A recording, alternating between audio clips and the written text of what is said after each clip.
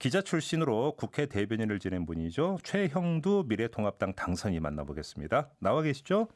네, 안녕하십니까. 네, 뒤늦게나마 축하드리고요. 네, 감사합니다. 네, 근데 당선인께서는 기자 출신이시고 거기다가 국무총리실 공보실장, 대통령 비서실, 홍보기획비서관, 국회 대변인까지 지내셨어요. 그러니까 네, 사실 정치 영역이 생소하지는 않지 않습니까?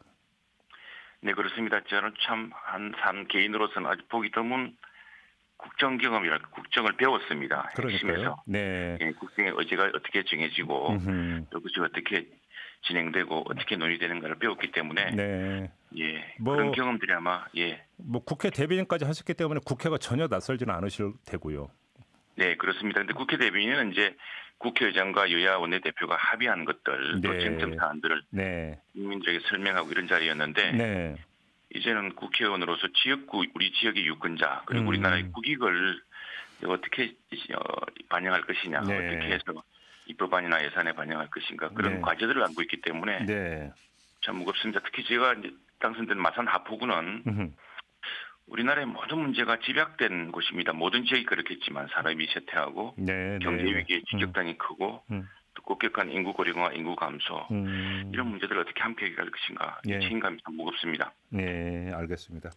이전부터 좀 여쭤봐야 될 것 같은데요. 지금 통합당 초선 당선인 어떤 걸로 네.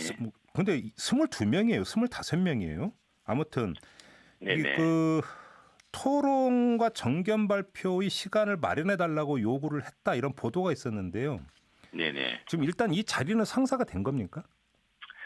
아직까지는 이제 아마 성사가 안 된 것 같습니다. 우선에 원내대표, 새롭게 원내대표 후보로 나서실 분들이 예. 지금 세 분은 밝혔는데 또 한두 분은 마지막으로 어떻게 오늘까지 보겠다라고 하셨기 때문에 네.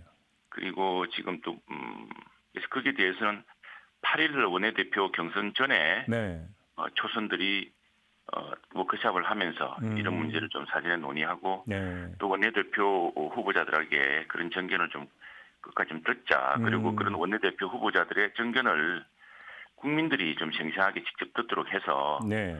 우리 당에 대해서 지금 여러 국민들이 걱정도 많고 의구심도 있는데 이런 것들을 직접 해소하게 하는 또는 예. 그런 것들에 대해서 토로하는 어허. 그런 자리를 만들자는 제안 같은데 아직 답은 없는 것 같습니다. 아, 그러면 토론회 자리를 아예 공개할 생각이었어요? 처음에 요구할 때?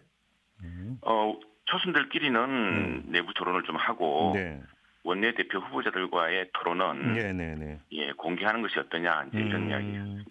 알겠습니다. 근데 그럼 일단 좀 이게 성사가 되는지 좀 봐야 될 것 같고요. 또 한 가지는 좀 언론이 어떤 분석을 내놓고 있냐면 이제 그 요구했던 초선들 중심으로 그 미래통합당 안에서 개혁 모임이 발족하는 거 아니냐 이런 전망이 나오고 있는데 혹시 그런 논의까지 지금 이어지고 있나요?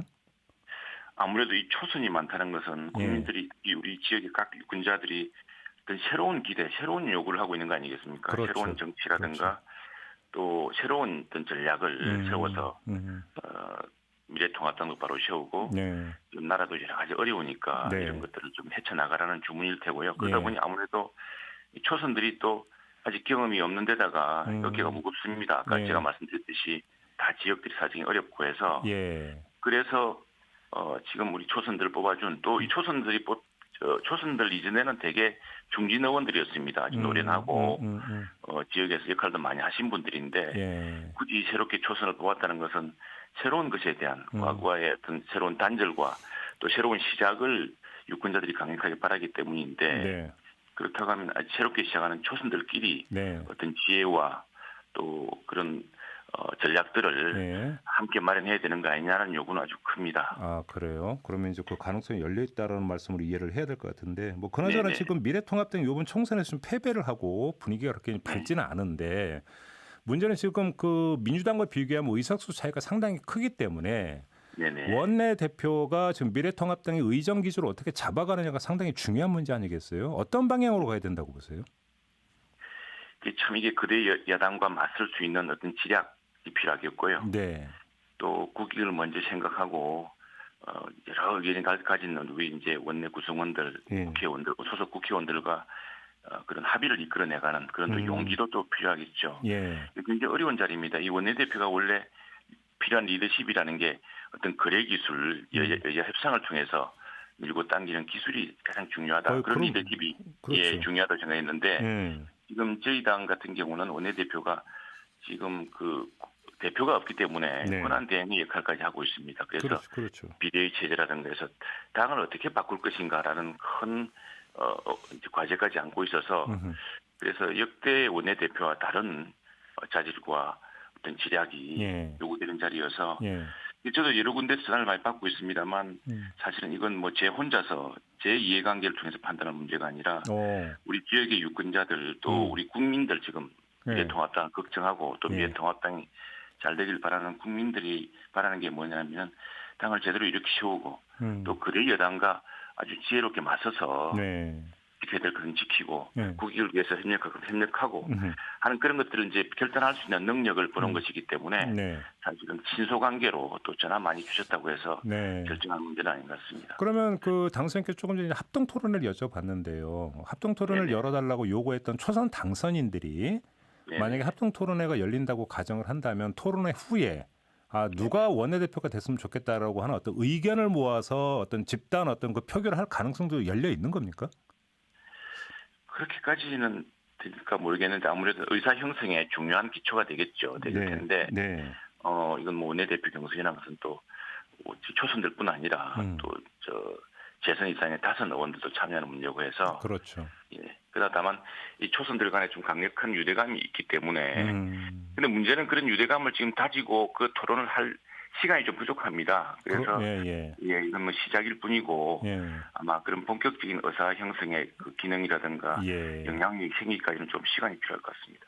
내친 김에 이거 하나만 더 여쭤볼게요. 그러니까 원내대표가 누가 됐으면 좋겠다라는 이야기는 당연히 당이 어떻게 가야 된다는 이야기로 연결이 되는 것이기 때문에 드리는 질문인데요.